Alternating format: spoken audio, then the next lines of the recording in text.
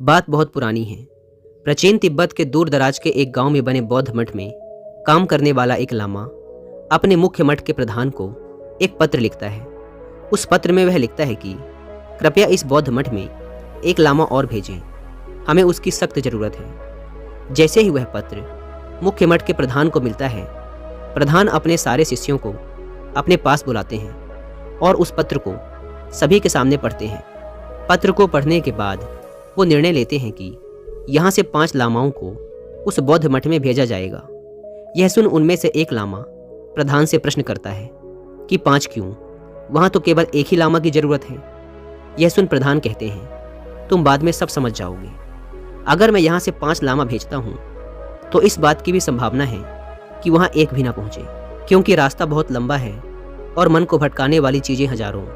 यह सुन वहाँ बैठे शिष्य हंसने लगते हैं, क्योंकि उन्हें लगता है कि प्रधान का यह निर्णय बेवकूफ़ी भरा है। जब ज़रूरत एक की है तो 5 को भेजना तो मूर्खता ही है।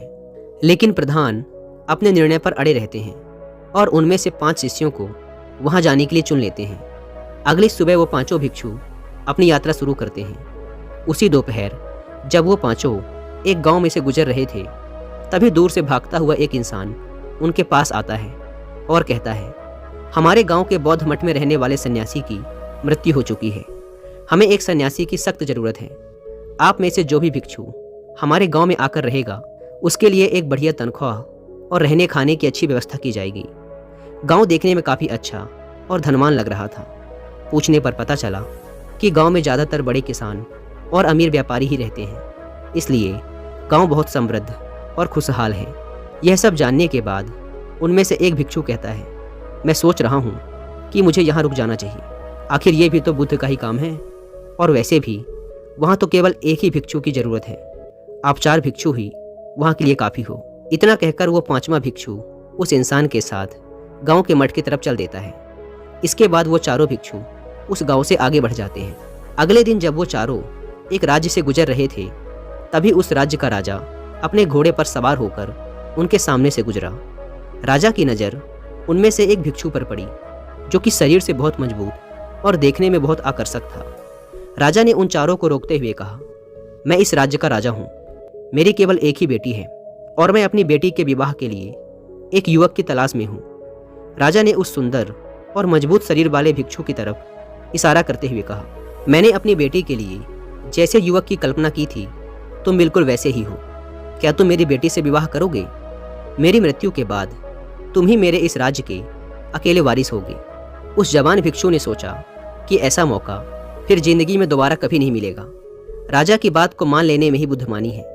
यह सोचकर उसने राजा की बात को स्वीकार कर लिया। उस चौथे भिक्षु ने अपने बाकी साथियों को अलविदा कहा और राजा के घोड़े में सवार होकर वहां से चला गया। अब वो बचे हुए 3 भिक्षु अपने मठ के प्रधान की बात को महसूस कर पा रहे थे। वे सभी आपस में बातें कर रहे थे कि प्रधान ने ठीक ही कहा था कि रास्ता बहुत लंबा है और मन को भटकाने वाली चीज़ें हजारों।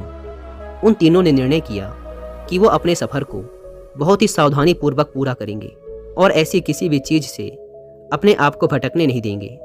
हालांकि अंदर से वो तीनों ही उन दोनों भिक्षुओं से जलन महसूस कर रहे थे जो उन्हें छोड़कर जा चुके थे। तीसरी रात वो तीनों भिक्षु अपना रास्ता भटक गए।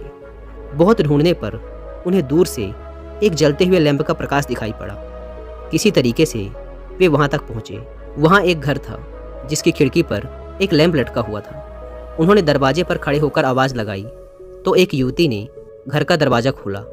लड़की ने उन्हें झुककर नमस्कार किया और घर के अंदर आने के लिए कहा। जब वो तीनों घर के अंदर बैठ गए तो लड़की ने कहा, आप लोगों को भगवान ने भेजा है, क्योंकि मैं इस घर में अकेली थी और अपने माता पिता के लौटने का इंतजार कर रही थी, लेकिन वो अभी तक नहीं लौटे। मुझे अकेलेपन से डर लगता है। अच्छा हुआ कि आप लोग आ गए। कृपया आप लोग कुछ दिन के लिए यहीं रुक जाएं, जब तक मेरे माता पिता वापस नहीं आ जाते। लड़की ने उन तीनों को खाने के लिए खाना दिया और सोने के लिए बिस्तर। अगली सुबह उन तीनों को वहां से निकलना था, लेकिन उनमें से एक भिक्षु युवती के विनम्र स्वभाव और उसकी सुंदरता पर मोहित हो गया था। उसने कहा, यह ठीक नहीं है। इस युवती के माता पिता अभी तक वापस नहीं लौटे, इसलिए मुझे इसकी देखभाल के लिए यहीं रुकना पड़ेगा।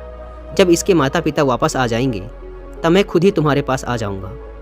उन दोनों भिक्षुओं ने उस तीसरे भिक्षु को समझाने की बहुत कोशिश की, लेकिन वह कुछ भी सुनने को तैयार नहीं था। अंततः उन दोनों को ही आगे के सफर के लिए निकलना पड़ा। अगली सुबह जब वो दोनों एक गांव में से गुजर रहे थे तो एक बड़ी भीड़ ने उन्हें घेर लिया, क्योंकि वह गांव नास्तिक लोगों का था जो किसी भी धर्म में विश्वास नहीं रखते थे। गांव के लोगों ने उन्हें चुनौती दी कि तुम यह सिद्ध करो कि जो भी तुम्हारे बुद्ध ने कहा है वो सब सत्य है।